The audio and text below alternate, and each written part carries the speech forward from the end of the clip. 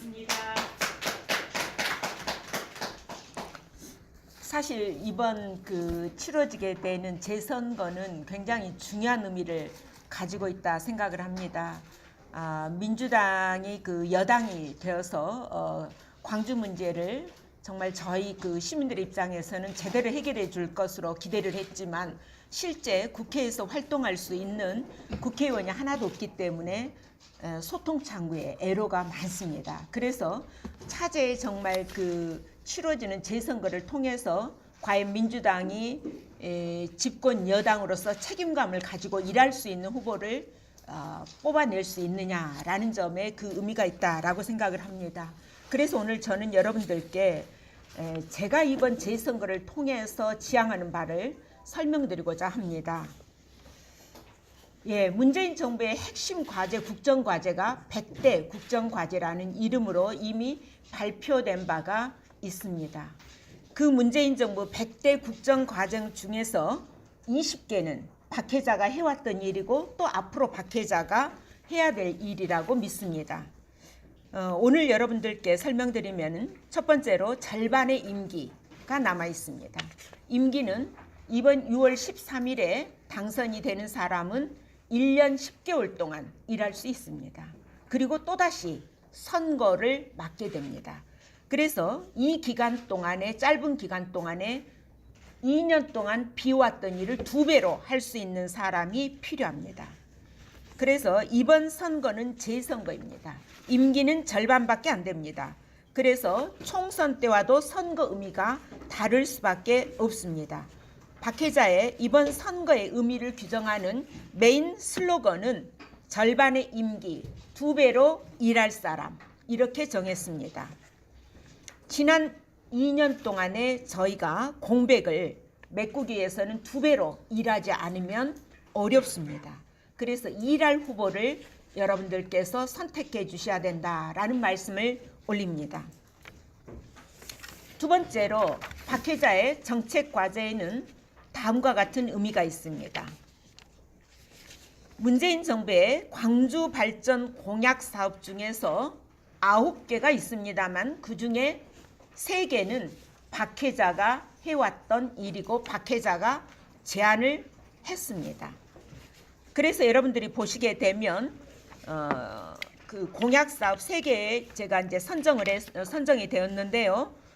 문화융합형 4차 산업 중심도시 육성, 요거는 박혜자가 직접 문재인 후보 공약팀에게 제안을 했고 그것이 채택되어서 광주 공약 중에서 가장 간판 공약입니다. 메인 공약이다라고 하는 것을 이해를 해주시면 감사하겠습니다. 그래서 문화융합형의 4차 산업 중심도시 육성 과제를 비롯해서 아시아 문화전당 활성화, 7대 문화권 사업, 그리고 광주공항의 이전 지원과 종전 부지에 대한 스마트시티 조성 사업, 이거는 제가 문재인 대통령 선거 기간 동안에 광주를 살리는 5가지라는 테마 중에 하나로서 세미나도 개최한 바가 있고 또 저희 민주당의 시당에서 공약을 마련할 때 직접 제가 그 제안해서 집어넣도록 했습니다. 그래서 이 3가지 공약은 제가 제안했고 또 제가 앞으로도 끝까지 추진해 나가야 될 과제라고 믿습니다. 그 다음 3번째로 저의 소임을 저는 문재인 정부의 성공을 광주의 성공으로 만들어내겠습니다.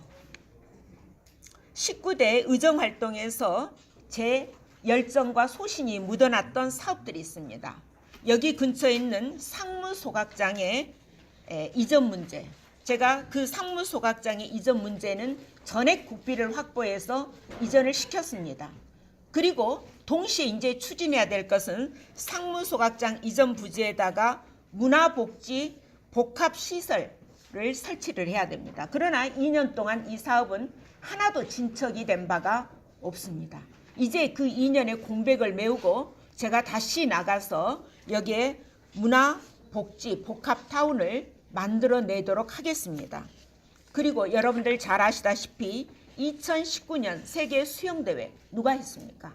세계 수영대회는 5대 사실 지금 평창올림픽이 있습니다만 평창올림픽을 비롯한 국제대회는 5가지만 법적으로 지원하도록 되어 있습니다. 그러나 그때 처음으로 단일 종목인 세계 수영선수권대회도 국가 지원을 받을 수 있도록 법안을 개정하는데 선도적인 역할을 했습니다. 그래서 우리 그 2019년에 열리는 광주 세계 수영선수권대회가 국비 지원을 처음으로 풀어냈고 그 법안도 통과시켰고 또 내년에 열리게 될 세계 수영대회를 성공적으로 이끌어내는데 박회사가 역할을 해내겠습니다.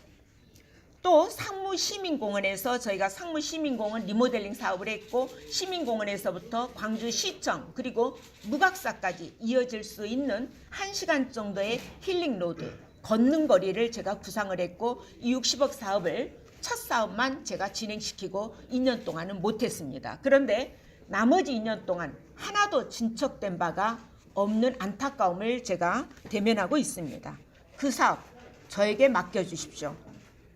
또 우리 서구는 구도심과 신도심이 같이 공존하고 있는 지역입니다. 그래서 구도심 지역인 양동과 양삼동 그리고 농성 1, 2동, 화정 1, 2동 이 구도심에는 도심 재생 사업이 절대적으로 필요합니다.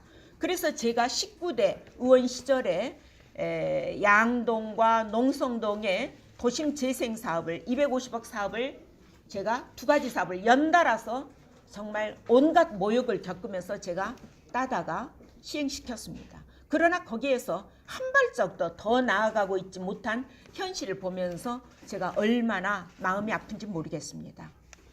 그 다음에 우리 광주 시민 모두가 기대하고 있는 광주의 자존감을 위한 5.18 정신의 헌법 전문수록 그리고 진실규명을 위한 활동도 박 회사가 해왔던 일입니다. 이 일에도 앞으로 제가 국회에 다시 들어간다면 최선을 다해서 풀어내도록 하겠습니다. 자, 제가 이렇게 3가지 측면에서 여러분들께 박 회장의 선거의 메인 컨셉이기도 하고 또 동시에 제가 국회에 다시 입성을 한다면 해야 될 일 제안했고 또 끝까지 마감 지을 수 있도록 해달라는 말씀 올렸습니다. 혹시 여러분들께서 질문 주시면 제가 성실히 답변하도록 하겠습니다. 네. 네. 이 공약과는 별개의 문제인데요. 지금 현재 지역위원장들 관련된 문제예요. 네. 선거에 감독해야 될 지역위원장들이 지금 선수로 뽑혀가지고 민주당에서 상당히 많은 지역위원장을 뛰고 있습니다. 그래서 본인 선거를 뛰어들고 대행 체계 지역위원장들이 거의 직군으로 지금 돼 있다 이런 논란이 있는데 시의원, 구의원 이제 예비 후보들 이분들에 대한 어떤 감독이나 아니면 케어를 해주지 못하고 있다는 감독보다는 지원을 저희가 해드려야 되죠. 네. 그런 지적이 있는데 그런 부분에 대해서는 박여자 전 의원님께서 어떻게 생각하십니까? 저는 일찍부터 그 점에 대해서 걱정을 했고 중앙당에도 이야기한 바가 있습니다. 지금 저희 그 민주당의 당원 단계에 따르면 지역위원장이 공직선거를 위해서 출마하는 경우에는 운영위원회에서 호선을 통해서 운영위원장을 선출하도록 되어 있고 그 운영위원장이 직무대행을 하도록 되어 있습니다. 그래서 그에 따라서 진행이 된 것으로 알고 있습니다. 그러나 다만 문제가 된 것은 최근에 8개의 국회의석에 준하는 8명의 지역위원장 중에서 5분이 지역위원장을 사퇴한 것으로 알고 있습니다. 굉장히 사실은 저도 우려되는 대목입니다. 그래서 이분들이 선거에 출마를 하게 되면 지역위원장을 그 운영위원회에서 선출을 했을 것으로 저는 그렇게 봅니다. 저희 지역도 일찍부터 그 점을 예견했기 때문에 지역위원회에서 그 호선을 통해서 부위원장이 선출되어 있었고 자연스럽게 부위원장이 직무대행을 맡게 되었습니다. 그러나 중앙당에서 유념해줘야 될 일이 한 가지 있습니다. 우리가 민주당의 지지도가 높다라고 하지만 결코 이번 지방선거가 쉽지 않습니다. 그래서 지방선거에 출마하고자 하는 많은 입지자들이 결국 타당의 경우에는 현역 의원이 출마를 할 거고 저희 민주당에서는 지역위원장의 직무대행이 선거 지원을 했을 경우에 어떨 것이냐에 대한 불안감을 가지고 있는 것도 저는 상상이 됩니다. 그래서 그 점은 빨리 중앙당에서 시장 후보자에 대한 공천, 그 심사 과정을 빨리 진행을 해줘야 된다라는 말씀을 드리고 싶고요. 또 저희 지역에서도 사실 저희 지역에서는 뭐 큰 그 애로는 없을 것으로 생각이 됩니다만 그러나 저희 지역도 빨리 후보자를 결정해주면 국회의원은 바로 다시 그 후보자가 결정이 됨과 동시에 지역위원장으로 복귀할 수 있습니다. 그러나 자치단체장은 복귀에 대해서 법적인 우리 당헌 당규상 규정이 없습니다. 그 점 차이가 있습니다. 국회의원은 누가 됐든지 간에 공천을 받으면 즉각적으로 지역위원장으로 다시 그 선임이 되기 때문에 그 점에 있어서 차질이 없습니다. 그래서 선거에 미치는 영향이 없습니다. 그러나 자치단체장은 조금 다르다라는 말씀, 복귀하기가 어렵습니다. 그래서 그 점에 대해서 저도 걱정을 가지고 있습니다. KJ 뉴스통신의 이기훈인데요.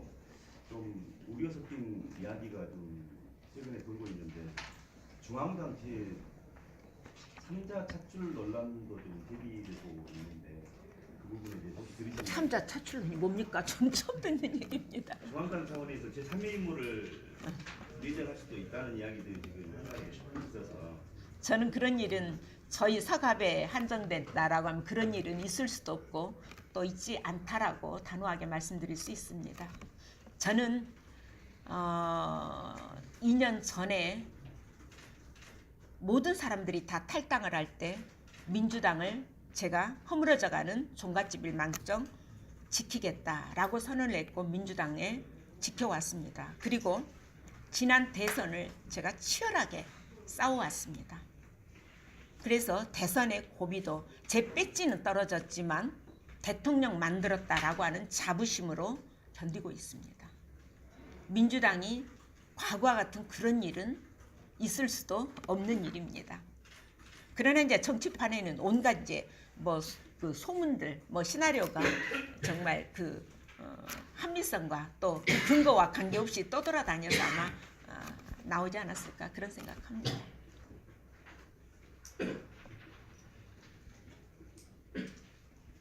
다른 주제. 네. 최근에 이제 광주시장 후보들이 광주 발전을 위한 여러 가지 공약을 쏟아내고 있습니다. 쏟아내고 있는데 물론 박계자 의원님의 이 공약도 상당히 좋아요. 그런데 이 시장 후보와 국회의원에 당선됐을 때 어떤 조금 차이가 있을까요? 의원님이 해야 될 일이 있다면 한 말씀 해주시죠. 이제 많은 광주 시민들의 대화를 보면 저도 들어보면 광주시장 선거에 대한 관심들이 굉장히 높다라고 하는 걸 느낍니다. 그런데요, 여러분 잘 아시겠지만 광주시장은 지방행정의 수장입니다. 우리 지역에 책임을 지게 되겠죠. 그러나 국회의원은 국정을 책임지는 자리라고 생각합니다. 그러게 되면 시장 선거 물론 지역을 끌어가기 위해서 대단히 중요합니다. 그러나 여당의 입장에서 봤을 때는 국가적으로 호남의 목소리를 전달할 창구가 국회의원이 없다라고 하는 것은 굉장한 손실이고 어려움이 큽니다.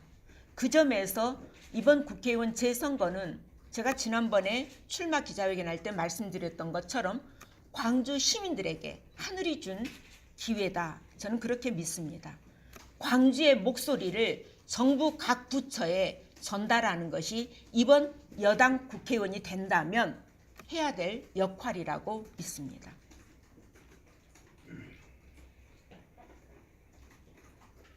네, 뭐 또 다른 질문 있으십니까?